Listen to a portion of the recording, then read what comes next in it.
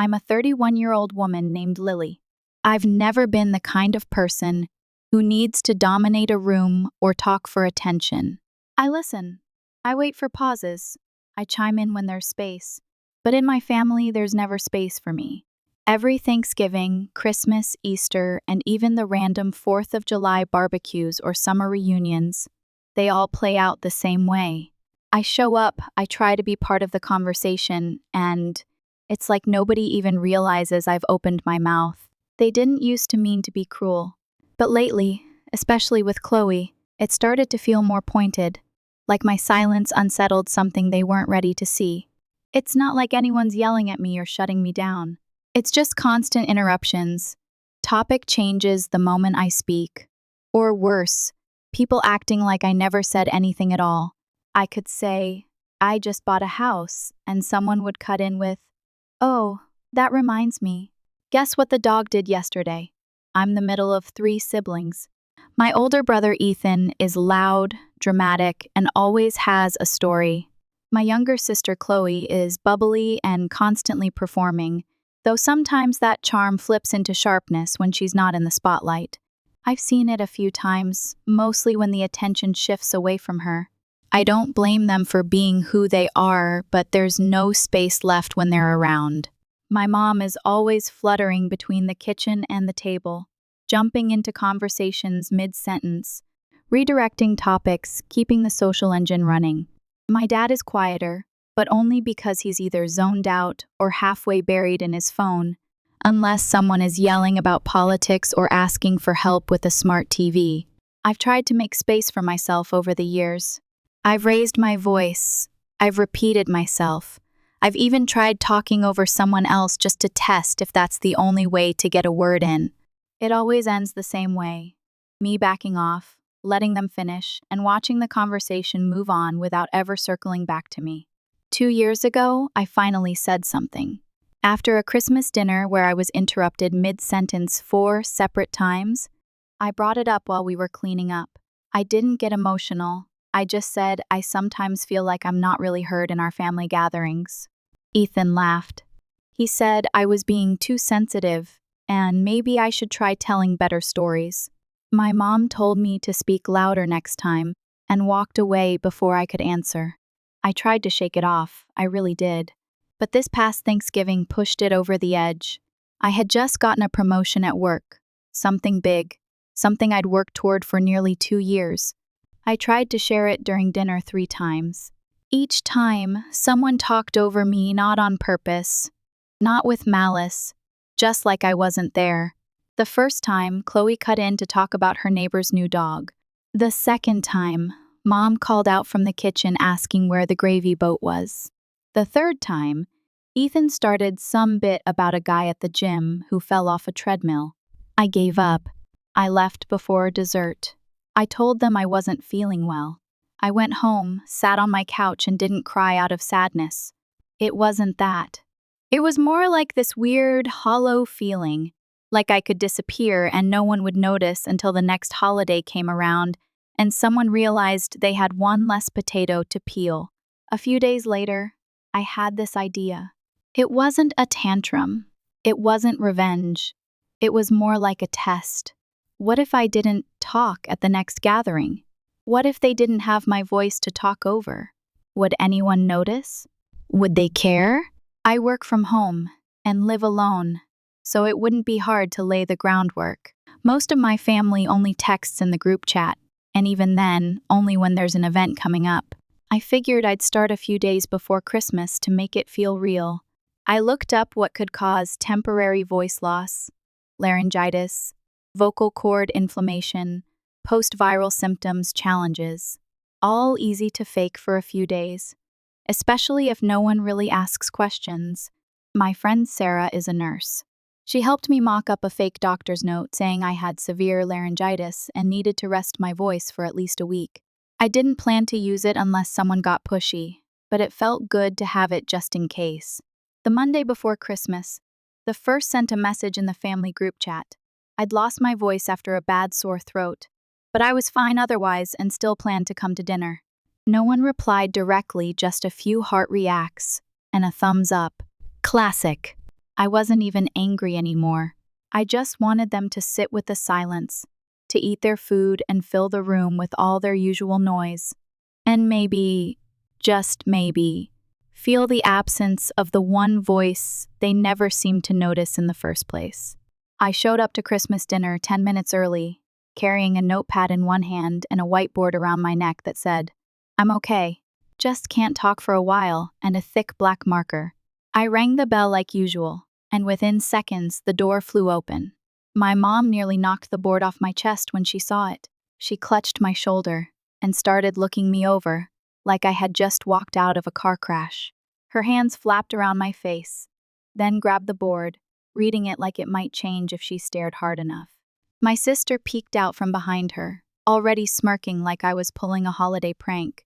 Once I stepped inside, I headed straight for the kitchen to drop off my casserole. My mom followed close behind, still muttering about teas and gargles. I held up the notepad, scribbled, "Just rest, nothing serious," and showed it to her. That seemed to slow her down a little, though she still looked unconvinced.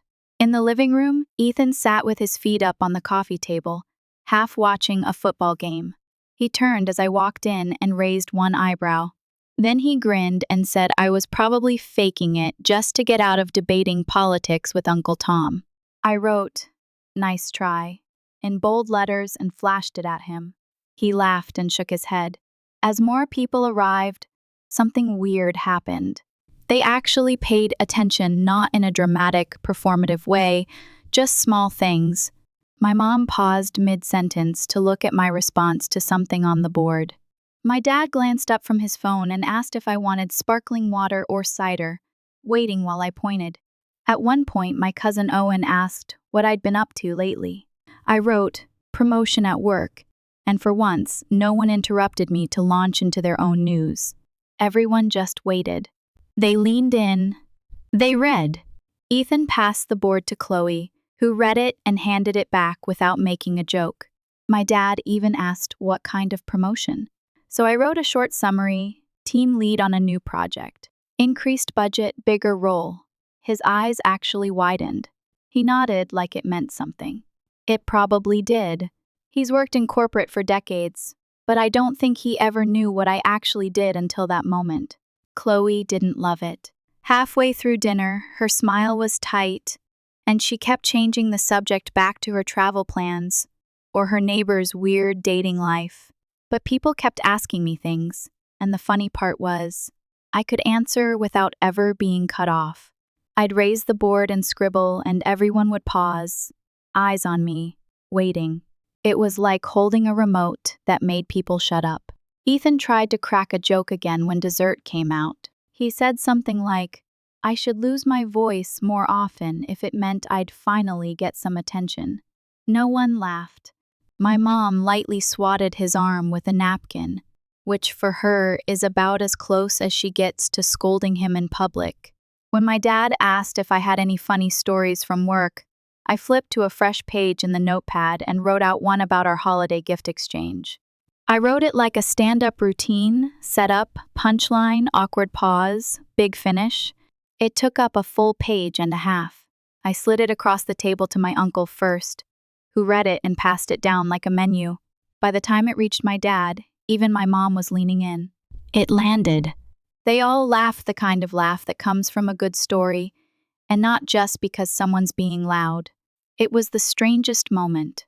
No one had interrupted. No one talked over me. No one cut in with their own version. They just read it and reacted like it was normal. After dinner, everyone lingered in the living room instead of scattering to different corners of the house.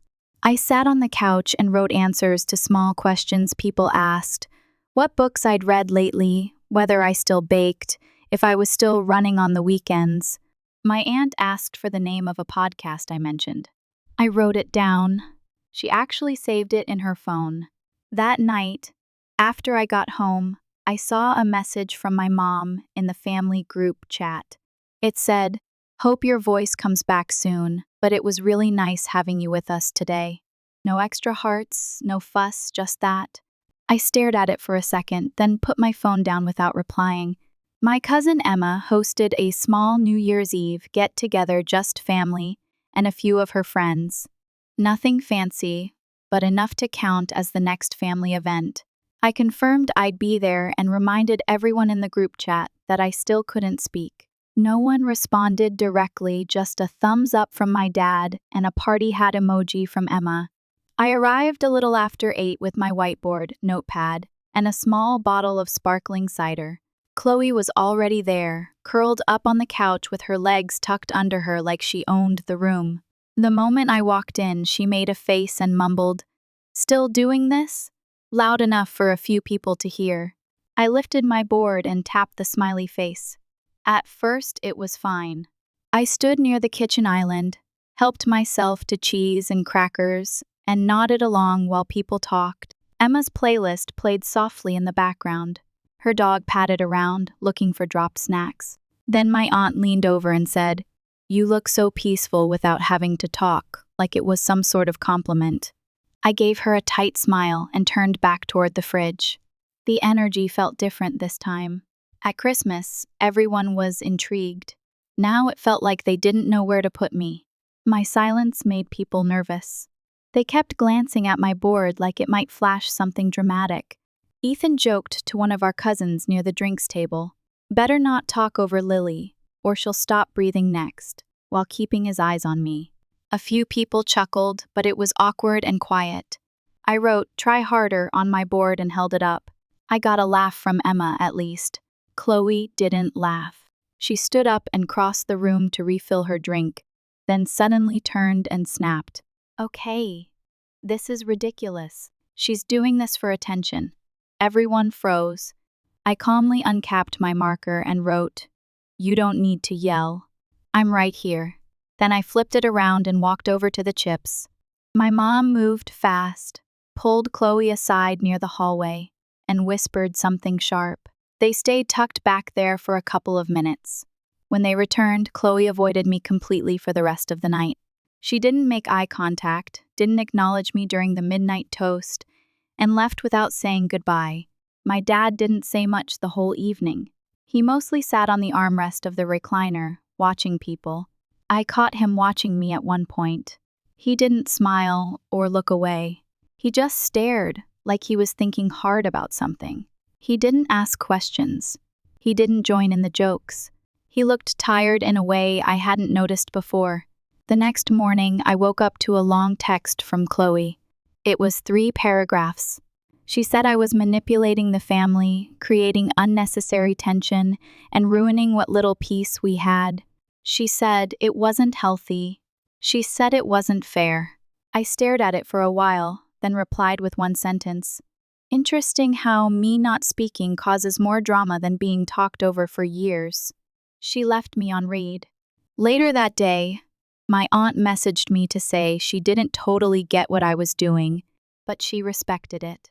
2 cousins texted separately, saying the vibe at New Year's was weird, but they thought maybe it needed to be.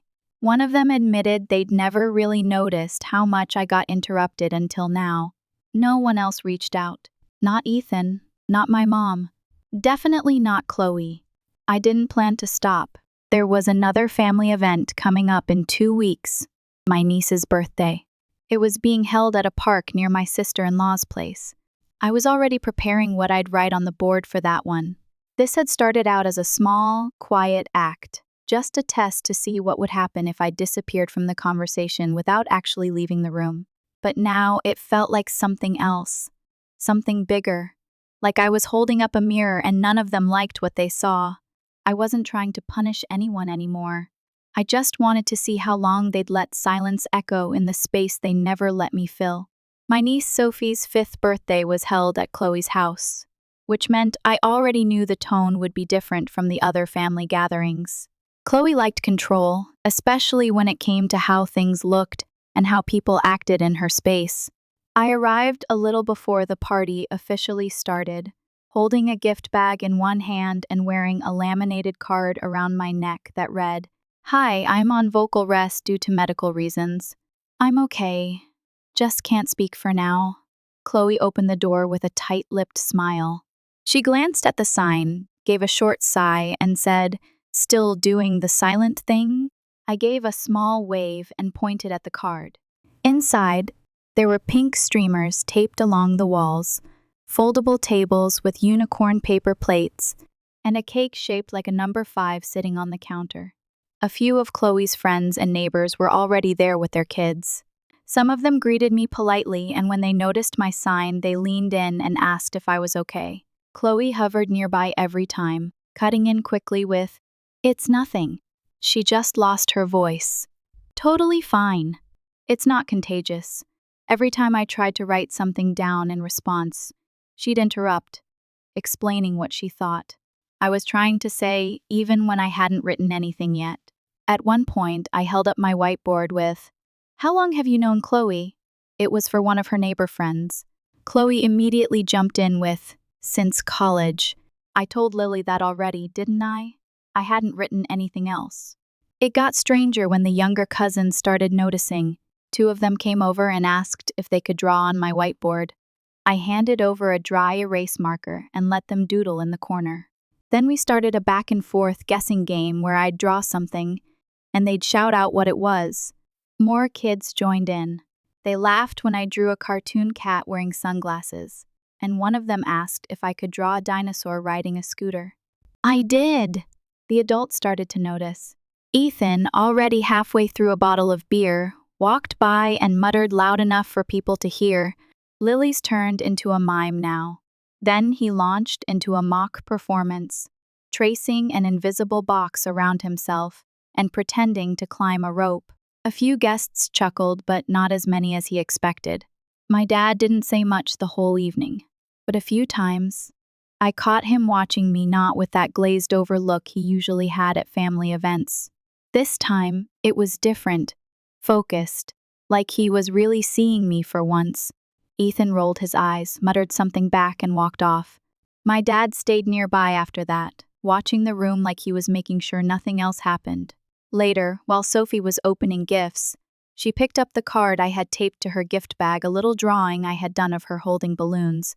She ran over, hugged my leg, and handed me her own crayon drawing in return.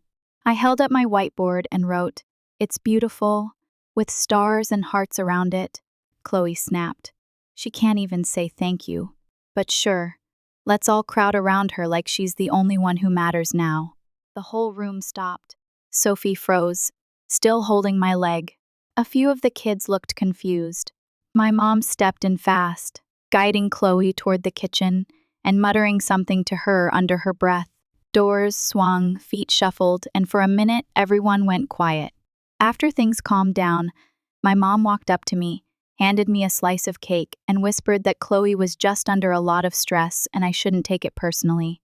Then she asked, "How long do you think you're going to keep this going?" I reached into my pocket and handed her a folded note I'd written ahead of time. It said, "Until someone acknowledges what made me go silent in the first place." She didn't reply, just tucked the note into her purse and walked away. A little later, one of my cousins laughed during cleanup and said, "Honestly, we should all get whiteboards." No one could interrupt if we had to write everything down.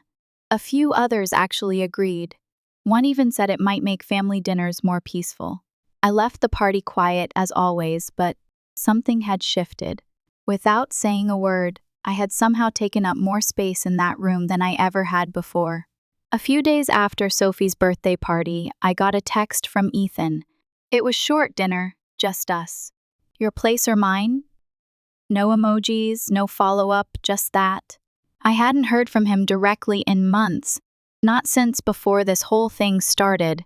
I stared at the message for a few minutes before replying, "My place, Thursday." If this was going to be a setup, I wanted home field advantage. That afternoon, I cleaned the apartment top to bottom, lit a few candles, and prepped a pan of vegetarian lasagna. I set the table with 2 plates, water glasses, and, between the forks, my notepad and whiteboard. It felt ridiculous and strategic at the same time. Ethan showed up 15 minutes late, carrying a dell of red wine he knew I wouldn't drink, probably because he thought it was polite. He stepped inside like nothing was off, complimented the smell of the food, and spent the first few minutes making small talk. weather, sports, traffic. His eyes kept drifting to the board, then back to me, like he was waiting for it to blink. I nodded, offered him seconds, gestured to the water jug. Didn't write a thing. 5 minutes in, he gave up. Look, Lily, this whole thing's weird. It's making everyone uncomfortable. Can we talk like normal people? I calmly picked up the marker and wrote, "This is the most people have listened to me in years." Why would I stop now? He leaned back in the chair and scoffed. Called it dramatic. Said I'd never had a problem speaking when I wanted to. He picked at his lasagna and looked everywhere but at me. I wrote, "I've always had to fight to speak. You just didn't notice. You were the one talking over me." He didn't argue that. He looked down and let out a breath through his nose. I slid the board closer and added, "It's not silence. It's reflection. Yours, hopefully."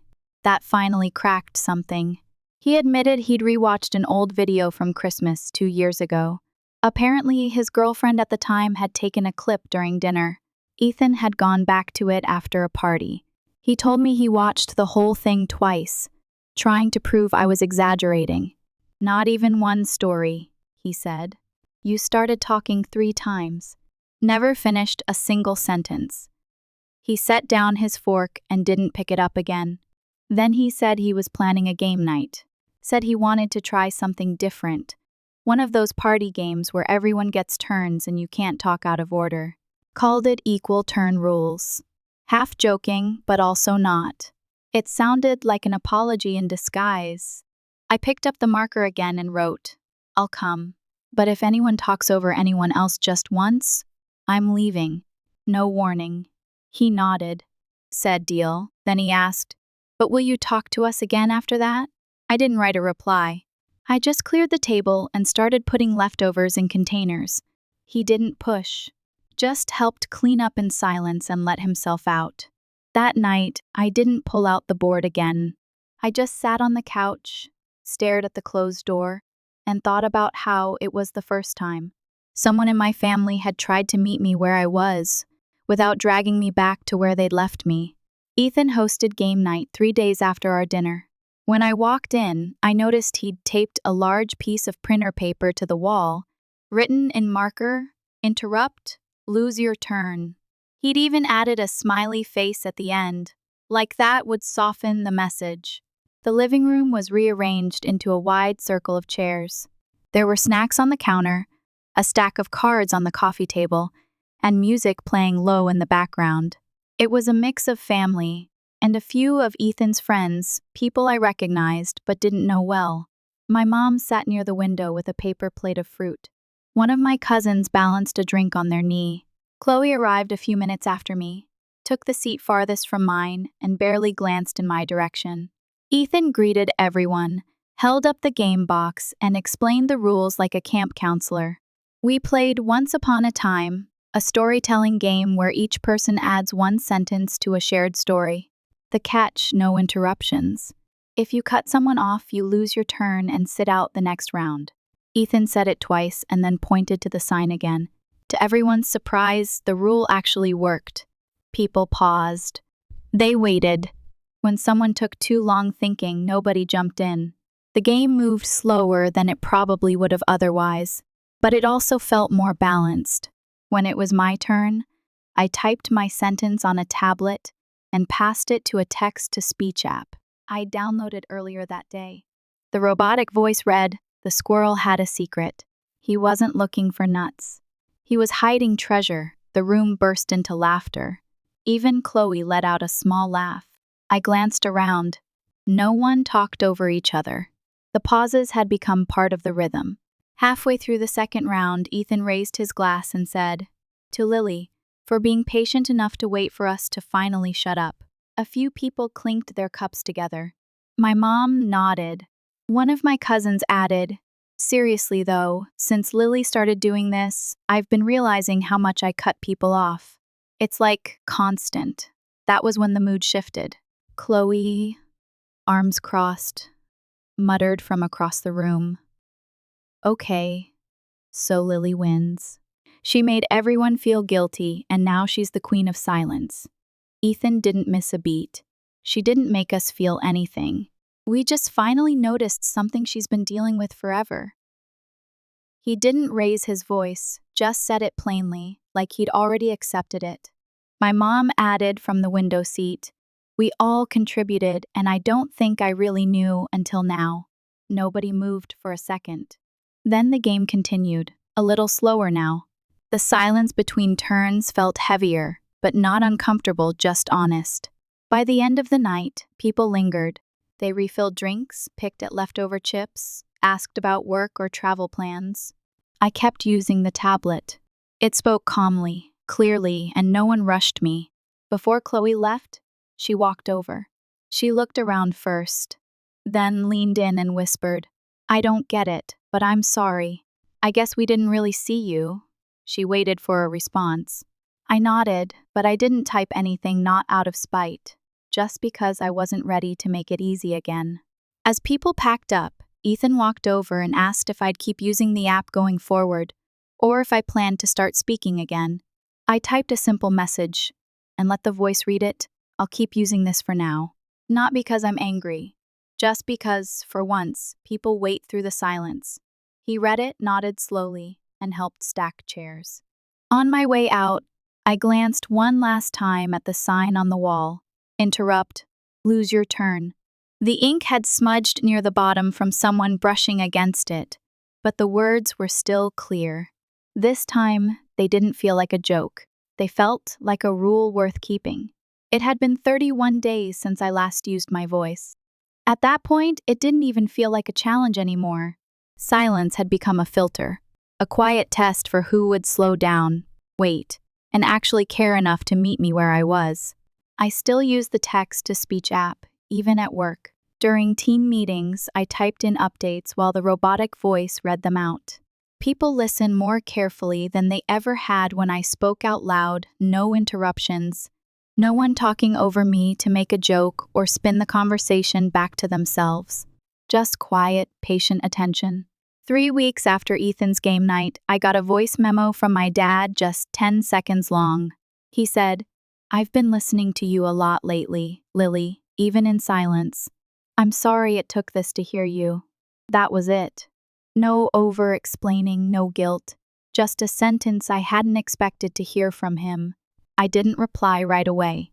I saved the message and played it again later that night. 2 days after that, Chloe invited me to brunch, just us. No family, no cousins, no kids running around. I picked a cafe downtown where the tables weren't too close, and the music stayed low. She was already seated when I arrived, flipping through the menu. I sat across from her and waited. She didn't waste time. "I don't like what you did," she said, "but I also can't say you were wrong." I nodded slowly and looked at her. I didn't reach for my whiteboard. I didn't open my tablet. I just let the silence hang between us. For once, I didn't feel the need to fill the gap. She tapped her fingers on the table, then looked back at me. "You're doing it again," she said, making me sit with myself. I never realized how uncomfortable that makes me. I picked up my phone and typed a sentence into my app, then hit play. I'm not mad anymore, but I'm also not rushing back to normal. "I want a new normal." She blinked, then leaned in. "Was that your real voice?" I nodded. Then, for the first time in a month, I said softly, "Maybe you're just hearing it for the first time." The next morning, I rejoined the family group chat, no grand announcement, just a voice message. "Hey, it's Lily. I got my voice back. Let me know if you're still willing to listen to it." The typing dots appeared almost immediately. One cousin sent clapping emojis. Another just said, "Always." Ethan sent me a private message. "Thanks for giving us a chance to fix it." A few days later, my mom invited me to a quiet dinner, no holidays, no decorations. Just 6 of us, her, my dad, Ethan, one cousin, Chloe, and me. She said she wanted it small, peaceful, and real. I agreed. I arrived early. The table was already set, plain dishes, no centerpiece, just food, chairs, and space. I sat beside my dad. Ethan sat across from me. The conversation started slow, weather, new recipes, someone's pet lizard that got lost for 2 days. When I spoke, no one interrupted, not once. I told a story about a client presentation that went sideways when someone's toddler crashed the Zoom call. They laughed not over me, after me.